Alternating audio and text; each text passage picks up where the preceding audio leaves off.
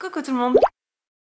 Je vous retrouve aujourd'hui pour l'épisode 3 de Best of Booktube 2024, cette fameuse série de vlogs où je lis les meilleures lectures de mes booktubeurs et booktubeuses préférés. Enfin, mes booktubeuses préférées parce qu'il n'y a pas d'hommes cette année. Et la thématique du vlog de ce mois-ci, c'est les romans noirs, policiers, mystères, thrillers. Et figurez-vous que ce mois-ci, les 3 titres que j'ai à vous présenter sont en format papier. Il y en a 2 en anglais et 1 en français. Et je suis très excitée pour ce vlog. J'ai un bon feeling. Je sens que je vais me régaler ce mois-ci. Je sens que ça va être dur de faire un top 3, de dire un préféré et un moins préféré. On verra bien à la fin du vlog. Bref, ce mois-ci, il y a 3 titres avec un bon potentiel, 2 avec un très très bon potentiel que j'avais déjà ajouté dans ma pile à lire wishlist avant de définir les favoris du booktube. Bref, je vais pas faire durer le suspense plus longtemps. Les 2 titres en VO sont des titres d'horreur et le 3e titre qui est de la VF, il est classé comme du thriller mystère, mais des échos que j'en ai vus, j'ai l'impression que c'est aussi beaucoup plutôt du suspense, voire des tranches de vie. Je me ferai ma propre opinion à la lecture. Mais bon, on va d'abord démarrer avec les titres horreur. Il y a évidemment Bloom de Delilah S. Dawson, un titre que j'ai ajouté à ma pile à lire l'année dernière, du coup en 2024, grâce à Sydney de The Bookworm. Et c'est évidemment grâce à elle que ce titre se retrouve dans cette série de vlogs. Un roman assez court où on va suivre 2 personnages féminins qui se rencontrent et commencent à développer une histoire d'amour. Ça paraît tout beau, tout rose, mais c'est bien de l'horreur et je crois même que ça va partir sur du cannibalisme. C'est assez bizarre et j'ai trop envie de le lire depuis qu'elle en a parlé sur sa chaîne l'année dernière. J'ai extrêmement hâte d'enfin le découvrir. Ouais, faites pas attention, mais il y a mon tapis de course derrière. Bref, le 2e titre, c'est Horror Story de Paul Tremblay et c'est aussi Sydney qui l'a fait ajouter à ses favoris de l'année dernière. Donc aussi un titre en anglais et aussi un titre d'horreur. Je n'ai jamais lu du Paul Tremblay, mais j'ai l'impression que celui-ci peut valoir le détour. J'ai l'impression qu'on va suivre 2 temporalités puisqu'on nous dit qu'en 1993, durant l'été, il y a un groupe de jeunes réalisateurs amateurs qui tournent un film qu'ils appellent Horror Movie, donc un film d'horreur qui devient ultra populaire mais très très dérangeant. Et l'autre temporalité, c'est j'imagine de nos jours puisqu'on nous dit quelques dizaines d'années plus tard. Et apparemment, il y a un gros reboot de ce film qui est prévu avec énormément de budget. Et on va suivre le seul survivant du casting d'origine. J'imagine qu'on va creuser quant à savoir pourquoi les autres sont morts, pourquoi ils ne font plus partie de ce monde. Je suis assez intriguée de lire ça. Je crois que j'ai jamais lu de livre où il est question d'un film et de surcroît un film d'horreur. Très intriguée. J'ai déjà vu en feuilletant qu'il y a certaines parties où c'est le scénario en lui-même et voilà, après un roman plus classique. Très très curieuse de voir ce que ça va donner. Très curieuse de savoir si ça va le faire pour moi parce que j'aime beaucoup les livres d'horreur, mais ça match très rarement avec moi. Et alors autant en film et en série, je déteste ça. Par contre, en livre, je me régale. Pas souvent, mais je me régale. Et enfin, le 3e titre de ce vlog, c'est donc Le pavé des familles en français. C'est Toutes les nuances de la nuit de Chris Whittaker. Et alors on dirait peut-être pas comme ça, mais il fait plus de 800 pages et surtout il pèse son poids. Il est sorti au mois de mars aux éditions Sonatine, une maison d'édition que j'apprécie énormément, même si avec eux ça marche pas forcément non plus tout le temps. Et celui-ci il a été extrêmement plébiscité quand il est sorti en anglais l'année dernière. Le titre en VO c'est All the Colors of the Dark. Déjà à l'époque, certaines personnes de mon entourage me le recommandaient, me l'envoyaient sur Instagram en mode Olivia, faut que tu lises ça, ça va trop te plaire. Donc, je l'ai enfin en français, entre mes mains, dans ma pile à lire, et il est temps de le découvrir. Et ici, je ne veux pas relire le résumé, je vais vous le mettre à l'écran, mais en gros, de ce que je me souviens, je sais qu'on va suivre un personnage qui est un enfant, je crois, ou un jeune ado, qui va assister à la tentative de kidnapping d'une jeune fille de son âge. Il va s'interposer, et finalement, c'est lui qui va se faire kidnapper. J'en sais pas plus. Là aussi, j'ai très très hâte de me faire mon propre avis.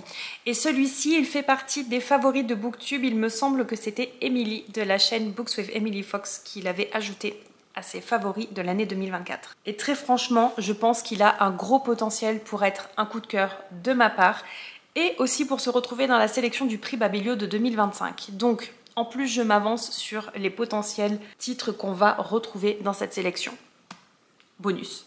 Et je sais pas trop vers lequel je vais me tourner pour commencer. Initialement je voulais démarrer avec Bloom, ici présent, parce qu'il est court, même s'il est en anglais, il est court. Mais pour tout vous avouer, on est vendredi soir, il est 21h. Et j'ai terminé il y a quelques heures seulement Fureur, le 4e et dernier tome du livre des Terres Bannies. Je suis en deuil, je suis en deuil de la série et de personnages. Et je sais pas si c'est une bonne idée de me lancer tout de suite dans une autre lecture, mais j'ai du temps parce que je viens de monter la vidéo qui doit sortir demain matin et elle va mettre littéralement des heures à s'exporter pour que je puisse ensuite la mettre sur internet. Donc il faut que je reste éveillée le temps que tout ça se fasse. Je vais manger un morceau mais ça va pas me prendre des heures, donc est-ce que je passerai pas le temps en m'avançant justement dans les lectures de ce vlog parce que je suis clairement en retard. Et est-ce que je commence avec Bloom ou est-ce que je démarre Toutes les nuances de la nuit qui risquent de me prendre un temps fou vu la taille? J'avoue que je sais pas trop. Bon en fait je viens de réfléchir 2 secondes et je vais quand même commencer par Bloom. Il fait 200 pages et je pense que c'est le bon choix pour passer après Fureur. Déjà parce que c'est en anglais donc mon cerveau n'a pas besoin forcément de faire un reset cette nuit. Il va savoir forcément tout de suite qu'on a changé d'histoire. Et ça se passe de nos jours. On va suivre un couple lesbien. Et puis ça fait un moment que j'ai envie de le lire, donc autant lui donner la priorité. Je m'apprête à démarrer ma lecture, il est 22h11 très précisément. Tout est prêt pour demain, mon repas, ma gamelle, tout ça. La vaisselle c'est fait, j'ai mangé, bref, tout est prêt. Il ne me reste plus qu'à commencer ma lecture en attendant que l'exportation se fasse, puisqu'il reste encore plus d'1 heure. Et je me rends compte que démarrer une lecture horreur, même un vlog horreur, alors que je suis toute seule à la maison et qu'il fait nuit, c'est peut-être pas une idée de génie. Mais quand faut y aller, faut y aller.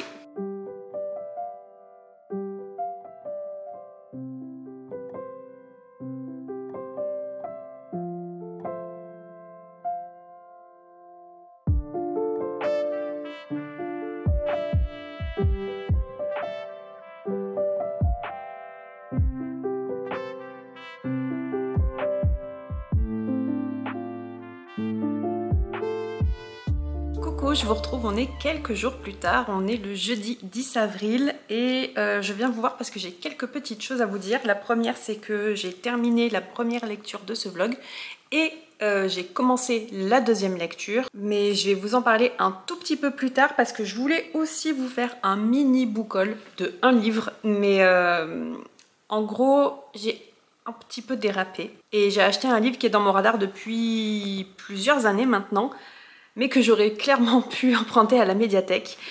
Et puis, bah, j'ai pété mon petit câble et je l'ai acheté et je viens d'aller le récupérer. À cause de cet achat, j'ai clairement ajouté un pavé de plus à ma pile à lire qui déborde déjà. Et quel pavé! Le prieuré de l'Oranger, de Samantha Shannon. Voilà, je pense que tout le monde a déjà vu au moins une fois ce livre passé, voire connaît déjà l'histoire, voire l'a même déjà lu. J'ai l'impression d'ailleurs que je fais partie des rares personnes qui ne l'ont pas encore découvert. Donc comme d'habitude, en retard sur la hype, toujours à la traîne, toujours à découvrir les trucs les plus populaires 1000 ans après tout le monde. Mais j'aime ça, c'est un vrai concept de vie. Et donc voilà, je l'ai trouvé en seconde main, en occasion, pour vraiment pas cher. Donc là je me suis dit, banco. Encore une fois, j'aurais pu l'emprunter à la médiathèque. Mais non, j'avais envie de l'avoir dans ma bibliothèque, donc je me suis un petit peu jetée dessus. Et avec le boulot, j'avais un petit peu oublié que j'avais fait la commande et qu'il fallait que j'aille le récupérer. Donc je suis allée le récupérer là cet après-midi. Il est enfin entre mes mains. Et je vais pas le lire tout de suite parce que clairement, le truc fait près de 1000 pages. Voilà, hors lexique, glossaire, ce genre de choses, il en fait 958. Ça va pas être pour tout de suite, mais j'espère bien lui donner sa chance avant la fin 2025. Autrement, revenons à nos moutons. J'ai donc terminé Bloom de Delilah S. Dawson. Et finalement, j'ai pu le lire sans me faire peur avec le fait que j'étais toute seule à la maison. Parce que même s'il est classé dans de l'horreur, personnellement, je le classerais plus dans du thriller. Du thriller horrifique, certes, mais plus du thriller que de l'horreur. Donc ça va, j'ai pas fait de cauchemar, même si la fin était dégueulasse, mais du dégueulasse que j'ai kiffé. Donc il me semble que je vous ai pas tant parlé de ce livre que ça. Il est assez court, pour rappel, il fait 200 pages et même si j'ai mis quelques jours pour le lire parce qu'avec le boulot j'avais pas le temps de me mettre à la lecture, franchement une fois qu'on est dedans, ça se dévore.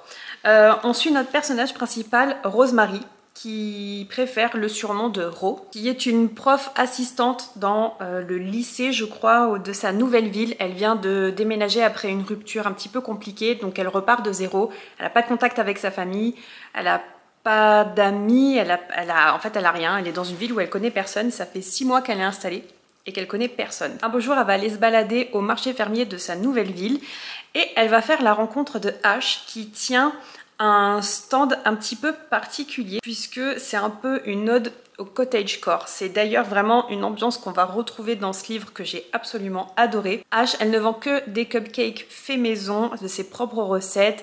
Elle vend des savons faits maison, elle vend des bougies faits maison. Bref, tout ce qu'elle vend, c'est elle qui le fait, c'est elle qui le crée. C'est un peu le stand écolo fait maison, mais hyper bon. Vraiment, tout est produit de façon artisanale avec des produits de qualité. Et Ro va peu à peu développer un petit peu une obsession, on va dire, pour Ash parce qu'elle la trouve très belle, elle la trouve passionnante, elle la trouve hyper intéressante et elle a tout le temps envie d'aller la voir, d'aller lui parler, de la regarder et de là va naître une relation amoureuse entre les deux femmes. Relation qui était plutôt intéressante à découvrir parce que on le découvre dans le livre, mais Ash, elle se considère plutôt comme lesbienne. Elle a eu quelques aventures avec des hommes, mais elle préfère les femmes. Et Ro, quant à elle, elle a toujours cru qu'elle était hétéro et avec la rencontre de Ash, elle se dit que peut-être finalement elle aime aussi les femmes. Donc évidemment elle remet son orientation amoureuse en question et c'est quelque chose que j'ai trouvé assez intéressant, peut-être pas assez développé, mais intéressant. Et là vous allez me dire, Olivia, où est l'horreur dans ce livre? Ça a l'air d'être plutôt sympa, d'être assez mignon, entre guillemets. Oui, l'horreur arrive à la toute fin, sur les genres 20-30 dernières pages. Et d'ailleurs, c'est un petit peu le truc qui m'a posé problème, c'est que j'ai trouvé que ça mettait du coup un peu trop de temps à venir pour pas forcément avoir une fin bâclée, mais j'aurais aimé que le côté dégueulasse, le côté horreur prenne un petit peu plus le pas, un petit peu plus rapidement sur l'histoire.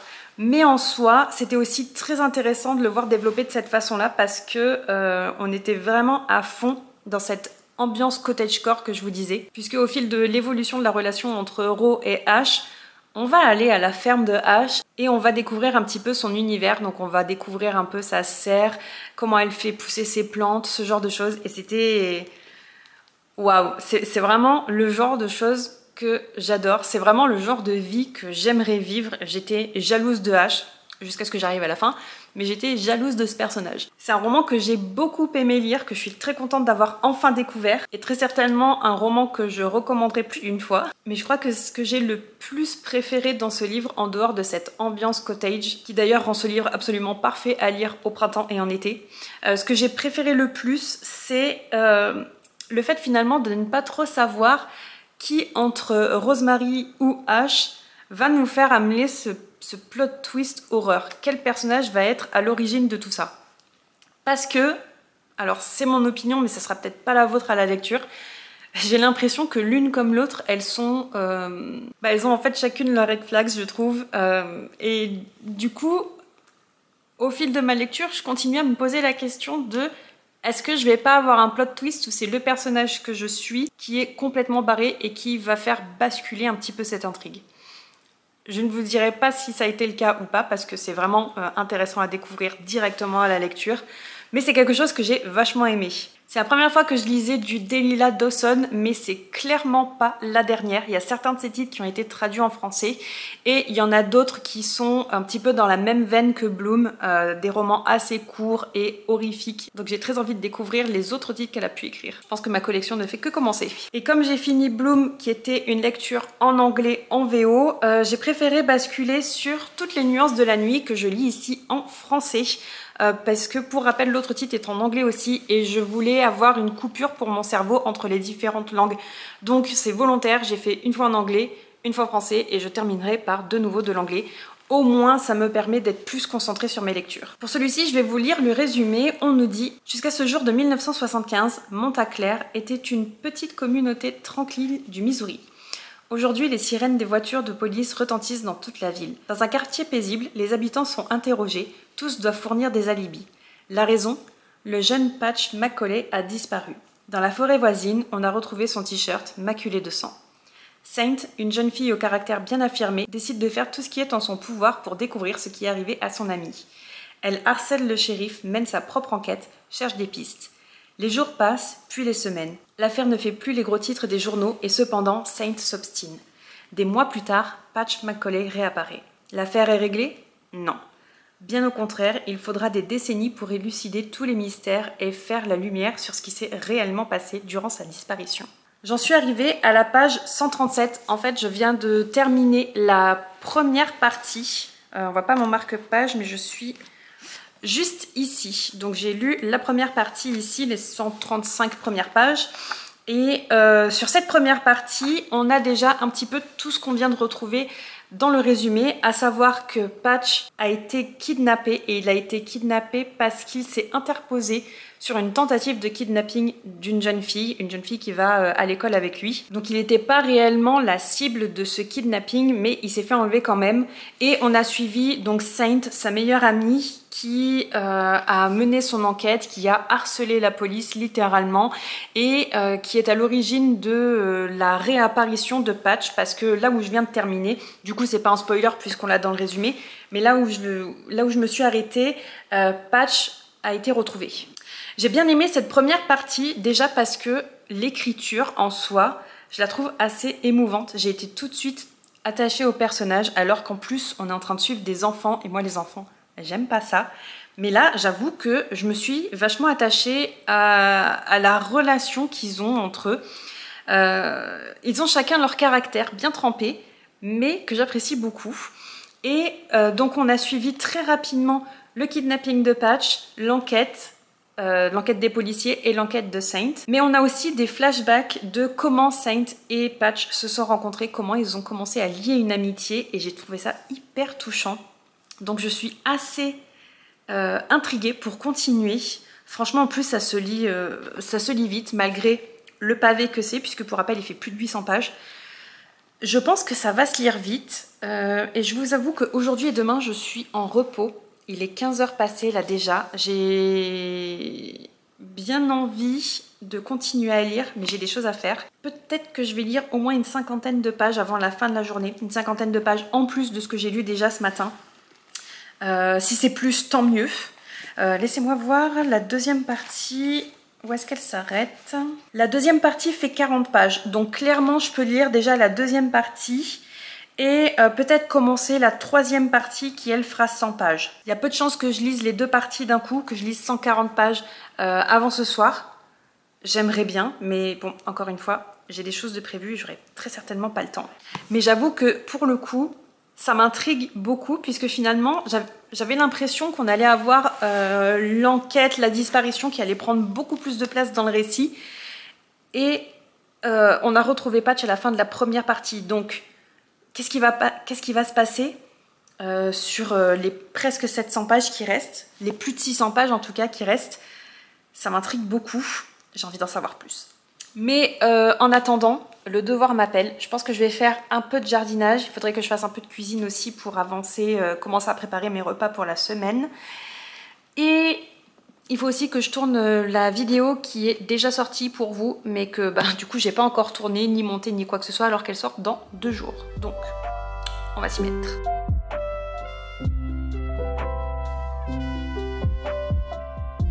Bonjour Manada. Bonjour ma chérie.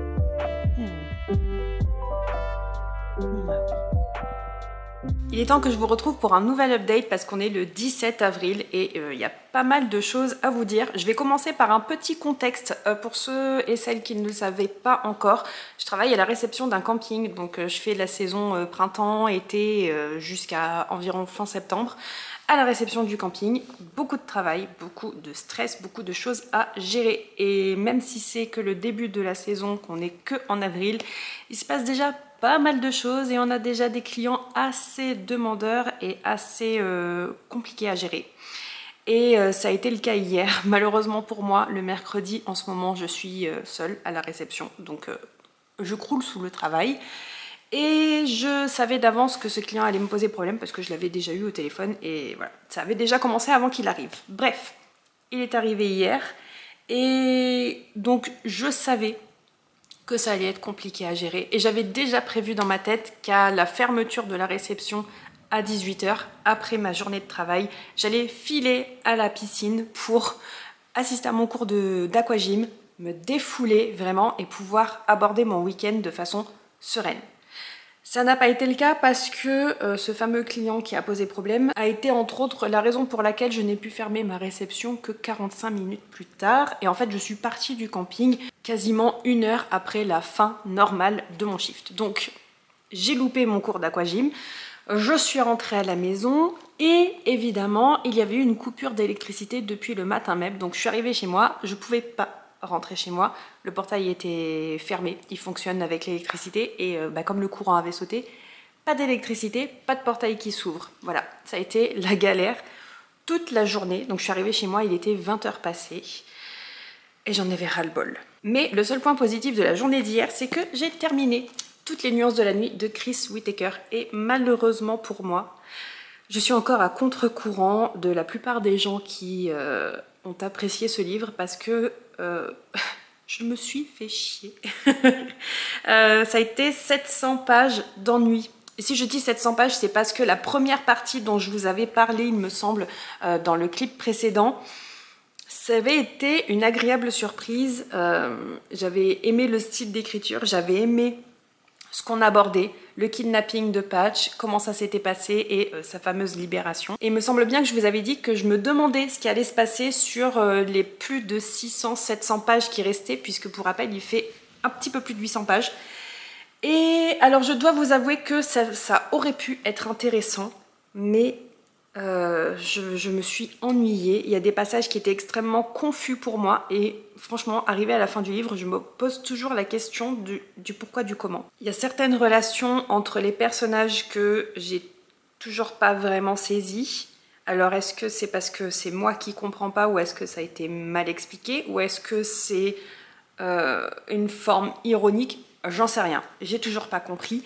Il y a aussi les événements qui mènent à la libération de Patch après son enlèvement que je n'ai toujours pas compris. Et pourtant, ça a été expliqué. Mais je trouve qu'au niveau de l'explication de l'auteur, la façon dont c'est décrit, c'est hyper confus et vraiment, j'ai rien compris. Alors, je pourrais me remettre en question et dire que c'est juste moi qui n'ai pas compris le style d'écriture, c'est moi qui n'ai pas compris la description de l'action.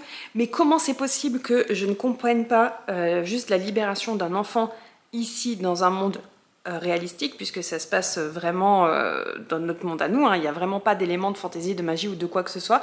Comment c'est possible qu'ici je ne comprenne pas, alors que il y a encore quelques jours j'ai terminé Fureur, qui est quand même un tome 4 d'épique fantasy, où là c'est hyper complexe, il y a des batailles dans tous les sens, et dans ce cas-là, je comprenais absolument tout ce qui se passait. Je visualisais chaque action de chaque personnage. Comment c'est possible? Donc je pense que vraiment ici, c'était pas fait pour moi. Vraiment, je me suis ennuyée. Je suis arrivée à la fin hier sur ma pause déj et j'espérais quand même encore un petit peu comprendre pourquoi tant de monde avait apprécié cette lecture. Je me suis dit que peut-être avec les révélations finales, ça allait aller mieux. Mais non. Grosse déception ici. Et encore que non, c'est même pas vraiment une déception, c'était juste de l'ennui. Donc, très contente d'être arrivée à la fin, très contente de pouvoir passer à autre chose. Autrement, en dehors de ce vlog, depuis quelques jours a commencé la lecture commune du premier tome de l'Assassin Royal. Le premier tome, c'est l'apprenti assassin. Moi, je le lis dans mon format intégral, donc j'ai les 3 premiers tomes ici. Et en ce moment, on lit un chapitre par jour, donc on a démarré le 15. Le 15, j'ai pu lire mon chapitre et hier, le 16, j'étais tellement énervée de ma journée et c'est écrit tellement petit et serré et je me suis dit que j'allais pas me lancer dans la lecture du chapitre 2 parce que j'allais rien comprendre tellement ce côté stressant du boulot, ça m'empêche parfois de me concentrer sur mes lectures. Mon cerveau papillonne et n'arrive pas à vraiment comprendre ce que je lis. Donc je me suis dit que j'allais pas tout de suite lire mon chapitre 2 pour être à jour dans la lecture commune. Je l'ai laissé de côté et je l'ai plutôt lu ce matin. Donc aujourd'hui, il fallait que je lise le chapitre 2 et 3 pour me mettre à jour. J'ai lu le chapitre 2 et un petit peu plus tard dans la journée, je lirai le chapitre 3. Donc à la place de me mettre à jour dans ma lecture commune, j'ai continué à regarder La Résidence sur Netflix. Au moins ça me permet déjà de faire quelque chose en mangeant parce qu'en ce moment je suis toute seule à la maison.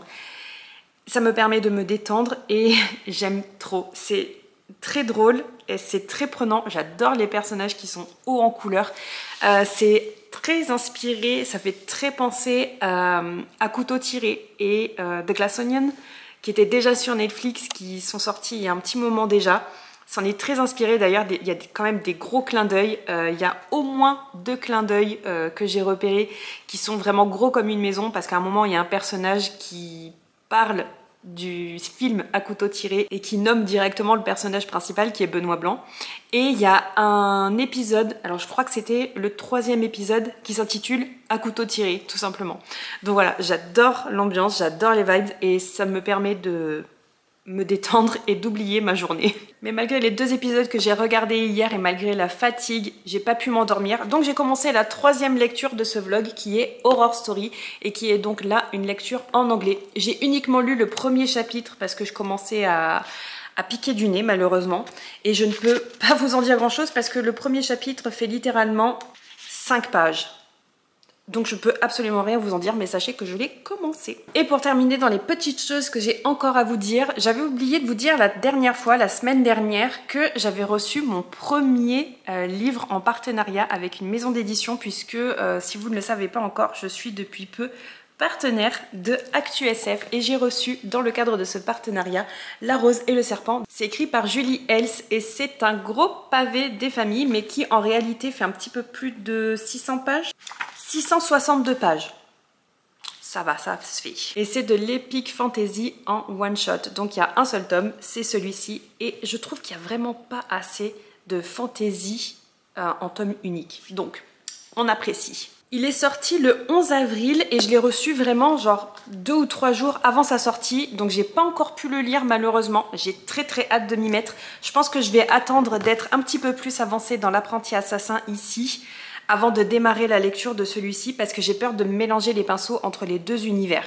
Donc, comme celui-ci, je l'ai déjà commencé, je vais attendre d'être un petit peu plus immergée dans le monde et dans l'histoire avant de démarrer celui-ci qui me fait trop envie. Déjà, pardon, mais l'objet livre est magnifique. On a aussi un petit marque-page de ce côté-ci. Voilà. On a une carte. Personnellement, les cartes, je ne les regarde pas vraiment, mais je sais que ça peut compter pour pas mal d'entre vous, donc voici. Et on a aussi des petites en-têtes de chapitres, comme ceci, avec des serpents. On a des fleurs aussi de temps en temps, je crois qu'elles sont en fin de chapitre. Attendez, je vous montre. Voilà, on a parfois des petites fleurs comme ceci, et je viens de voir que pour le chapitre suivant, c'est super beau. J'ai trop hâte de me lancer dans la découverte de ce roman. Et je vais vous lire le résumé directement. Je me suis pas trop plongée dedans parce que j'ai envie, je vous avoue que j'ai envie d'y aller presque à l'aveugle. Mais je vais vous le lire quand même. J'ai juste pas creusé les avis des autres personnes qui l'ont déjà lu parce que je veux me faire mon propre avis. Résumé. Duelliste à gages, Soren survit en louant illégalement son épée dans l'ombre de la République d'Ankora. Mais lorsque le haut magistrat en personne le recrute de force, il se retrouve entraîné dans la politique et ses complots, incapable d'échapper plus longtemps à son douloureux passé. De l'autre côté de la frontière, des remous agitent l'empire de Falésie, où les mages gouvernent d'une main de fer. Alana, une jeune femme dédaignée pour sa décence, peine à trouver sa place dans la brigade impériale de son père, dont le devoir est de maintenir l'ordre dans la capitale. Mais le jour où une hérétique qu'elle a arrêtée profère de troublantes accusations, Alana doit faire un choix. Rester loyale à son père ou enquêter en secret au risque de tout perdre. Très curieuse de découvrir l'histoire de ces 2 personnages. J'imagine qu'on va suivre ces 2 POV de façon différente. Hâte de découvrir leur caractère, leur histoire et jusqu'où ils vont aller. Et dernière petite précision, c'est un roman de fantasy francophone, puisque Julie, elle, est française. Elle vit en Angleterre, mais elle est française et c'est son tout premier roman. Donc, vraiment, la hype est là. J'ai trop envie de le découvrir. Faut juste que j'avance dans l'apprenti assassin pour enfin me lancer dans celui-ci. Et enfin, je voulais aussi vous montrer, je me suis acheté 2 puzzles. Le premier est tout petit, c'est un puzzle en 99 pièces et c'est un petit puzzle cassette de ce côté-ci qui va être donc très rapide à faire, mais je trouve l'idée vraiment très sympa. Donc c'est celui-ci, c'est chez Studio Bambel, une personne que j'ai commencé à suivre sur Instagram. Et je m'étais dit que tôt ou tard j'allais craquer et lui acheter certains de ses designs, certaines de ses compositions parce que vraiment ça me plaît beaucoup. Donc j'ai pris celui-ci qui est tout petit et j'ai aussi pris un qui me tente depuis un moment et là c'est un 1000 pièces. C'est celui-ci, je le trouve vraiment trop beau.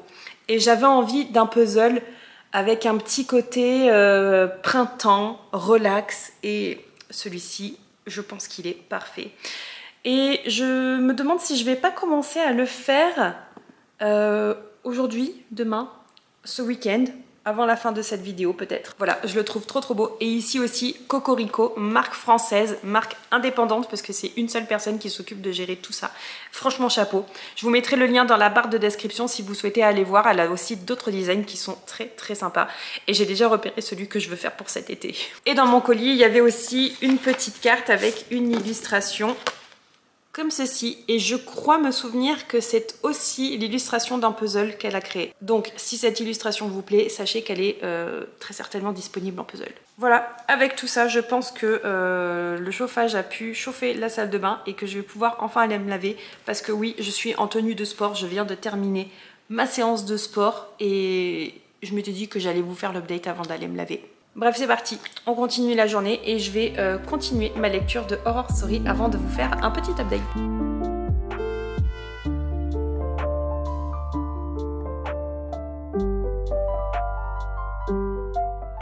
On est encore une semaine plus tard et j'ai terminé Horror Movie il y a 2 jours. Il est temps qu'on fasse une conclusion de ce vlog. Mais avant toute chose, si vous vous étonnez de ne pas avoir vu Ruby depuis le début de la vidéo, c'est parce qu'elle était partie en vacances avec son papy et sa mamie et qu'elle est rentrée il y a quelques jours seulement. C'est pourquoi j'étais toute seule à la maison. Là, elle est juste à côté de moi pendant que je vous filme cette conclusion. Bref, mon petit pot de colle est de retour et je suis la plus ravie des mamans. Elle me manquait tellement.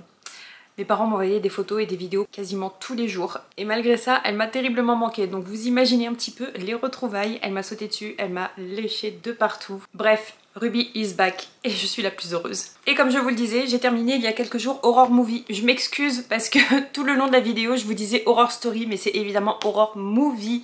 Il s'agit d'un film d'horreur, donc Horror Movie. Et c'est de Paul Tremblay, un auteur que je n'avais jamais lu jusqu'à présent, mais un auteur que je vais continuer de découvrir avec plaisir. Il y a d'autres de ses titres qui ont été traduits en français, donc je vais les lire, d'autant plus qu'il me semble prometteur. Mais Horror Movie, il n'existe qu'en anglais, donc je l'ai lu dans sa version originale.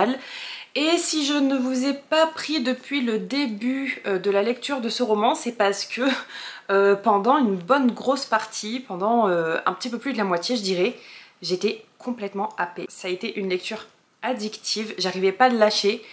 Et je savais qu'il fallait que je vous fasse un point lecture, mais j'arrivais pas à le mettre de côté et à venir vous voir. C'est dire comme j'ai apprécié ma lecture. Jusqu'à un certain point. Je saurais pas dire à quel moment ça a basculé pour moi et ça a été une lecture moins intéressante, moins happante, moins intrigante. Je saurais pas trop vous dire. Mais en soi, ça reste une bonne découverte que j'ai trouvé quand même un petit peu longue au niveau de l'intrigue. Et au plus on arrivait vers la fin, au plus j'étais perdue. Et je crois que c'est ça qui pêche pour moi et qui fait que finalement ça reste une lecture sans plus malgré des débuts hyper prometteurs. Bref, dans Horror Movie on suit donc ces fameux jeunes réalisateurs, jeunes acteurs qui réalisent un film d'horreur amateur qui prend énormément d'ampleur des années après sa non-sortie puisqu'il n'a jamais été diffusé ni au cinéma ni ailleurs. Au fil des années, il y a juste quelques scènes qui ont été publiées sur YouTube et c'est en grande partie à cause de ça que ce non-film a pris de l'ampleur. Et donc on suit notre personnage principal qui est un personnage qui n'est pas nommé, un narrateur non nommé et un narrateur qu'on a du mal à croire quand il nous raconte des choses. Et ça c'est quelque chose que j'ai beaucoup aimé. Bref, on suit ce personnage à la fois en 1993 pendant le tournage de ce film amateur et plusieurs années plus tard sur différentes temporalités jusqu'à la temporalité présente qui est 2008 je crois. Il me semble que c'est 25 ans plus tard. Et ce, au moment du reboot du film où on va retourner le film avec un véritable budget, des véritables acteurs et une véritable sortie en cinéma. Et finalement, comme Bloom, je dirais que c'est une lecture qui est pas forcément horrifique mais qui est plutôt malaisante, sauf quand on arrive à la fin évidemment. Et d'ailleurs un petit peu dans les mêmes vibes. Même si clairement ici c'est aussi une ode à la pop culture des années 90 et c'est aussi quelque chose que j'ai beaucoup aimé.